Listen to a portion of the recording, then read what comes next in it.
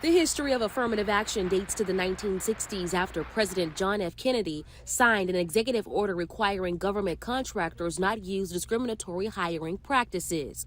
In 1965, President Lyndon B. Johnson issued a similar order with the goal of creating equal employment opportunities, regardless of race, religion, or national origin.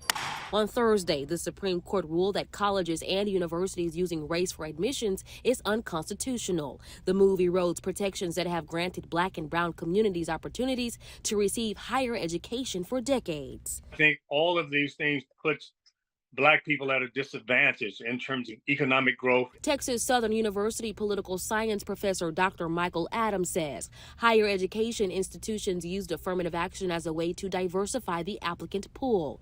With the Supreme Court decision, Adams believes elite and predominantly white institutions will be left scrambling to create admission criteria that aligns with the ruling. Clearly, we have a conservative court that seems to be putting these things into the forefront and saying no in the instance of race. So I think it is clearly is retrogression as we've come to know it.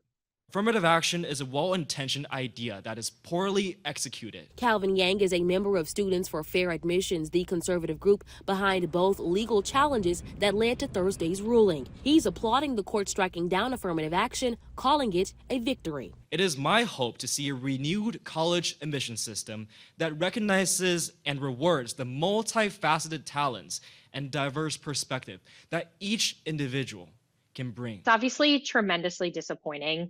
Talent may be spread equally among all of us, but opportunity is not. Sarah Reynolds, chief marketing officer at Hi Bob, an HR technology firm, says the ruling could eventually have an impact on employment and hiring.